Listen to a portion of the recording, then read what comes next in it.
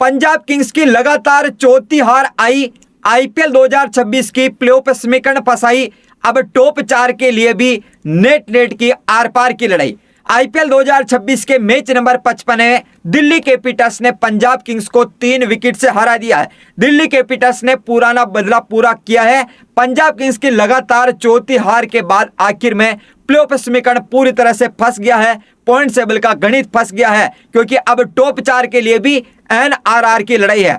आखिर कौन सी टीमें हैं जो अब बाजी मार सकती है, क्वालिफाई कर सकती है, किन टीमों का आईपीएल से पत्ता कट सकता है, इस सीजन से बाहर हो सकती है, और अब किन टीमों के बीच में एनआरआर की जबरदस्त लड़ाई है।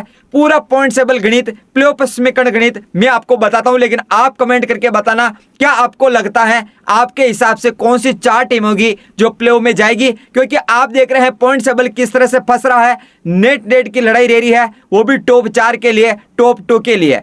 मैच नंबर 55 पंजाब किंग्स की लगातार चौथी हार के बाद आईपीएल 2026 का पॉइंट टेबल देखेंगे। नंबर 1 पर टेबल टॉप पर आरसीबी है, नंबर 2 पर एसआरएच, नंबर 3 पर जीटी, नंबर 4 पर पीवीकेएस। यानी कि हार के बाद भी ऊपर नीचे तो नहीं हुई है पीवीकेएस, लेकिन बड़ा नुकसान हुआ है। कैसा नुकसान हुआ आगे मैं आपको बताता हूं, लेकिन टॉप 4 ये टीमें हैं। फिर नंबर 5 पर सीएसके, नंबर 6 पर आरआर, नंबर 7 पर डीसी, नंबर 8 पर केकेआर, नंबर 9 पर एमआई और नंबर 10 पर एलआईसी। दोस्तों ये सभी आपको पता होगा, आप सभी को पता होगा दोस्तों, ये तो आप सभी को पता होगा कि कोई भी टीम प्लेऑफ में अगर जाती है तो उसको 14 में से 8 मैच जीतने होंगे, यानी कि 16 अंक हासिल करने होंगे।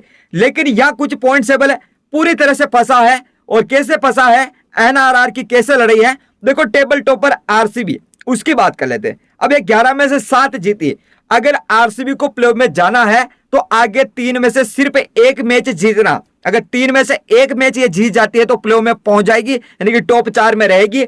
अब टॉप 2 में जगह बनानी या नहीं बनानी वो आगे की बात है, ठीक है। 3 में से तीनों के तीनों ही जीती है, 3 में से 2 जीती है, आगे देखा जाएगा। लेकिन प्लेऑफ में पहुंचने के लिए 3 में से 1 मैच जीतना होगा।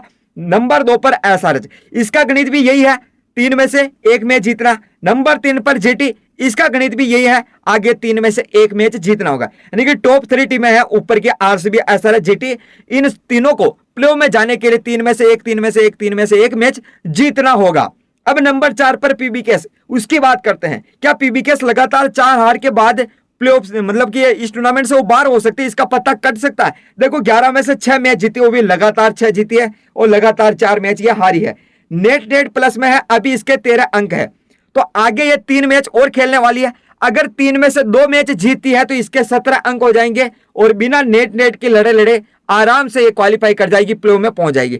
3 में से सिर्फ 1 मैच जीत कर। देखो अभी इसके 13 अंक है, 1 मैच जीते इसके 15 अंक हो जाएंगे। हो सकता है कि चांस है 50-50 चांस के पंजाब किंग्स सिर्फ 1 मुकाबला जीतकर 15 अंक हासिल करके प्लेऑफ में जा सकती है। नंबर 5 पर सीएसके, अब 11 में से 6 जीती हैं। सीएसके को प्लेऑफ में जाने के लिए इसको भी आगे 3 में से 2 मैच जीतने होंगे। लेकिन पीवीकेएस का 1 अंक यहां से मिल गया, क्योंकि नो रिजल्ट रहा मुकाबला केकेआर के खिलाफ, इस वजह से तो ये 1 अंक पीवीकेएस को प्लेऑफ में पहुंचा सकता है। बाकी नंबर 6 पर आरआर, 11 में से 6 जीती है। आरआर को प्लेऑफ में जाने के लिए 3 में से 2 मैच जीतने होंगे। नंबर 7 पर डीसी, भले ही ये 1 पायदान ऊपर आई है, पता कटने वाला। कैसे कटेगा, क्योंकि सभी मुकाबले ये जीत भी जाती है।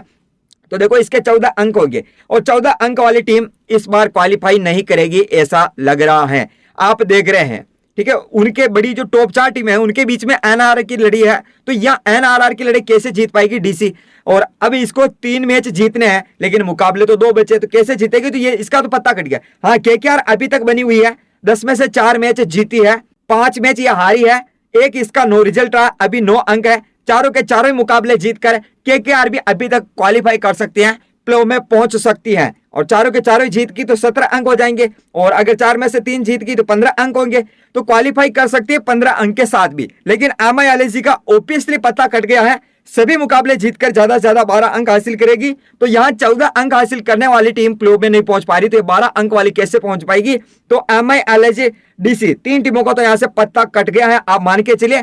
बाकी केकेआर, आरआर और इधर सीएसके, पीवीकेएस, इनके बीच में जबरदस्त लड़ाई चल रही है, किसके लिए, कि हम क्वालिफाई कर जाए। बाकी आरसीबी, एसआरएच, जीटी, ये जो ऊपर की टीमें है ना, इनके बीच में ये ओर लगी हुई है कि हम टॉप 2 में जगह बनाए, क्योंकि नेट की लड़ाई चल रही है। ऊपर की 3 टीमें है ना, मैच जीत हार सब कुछ सेम है, बस फर्क है नेट का।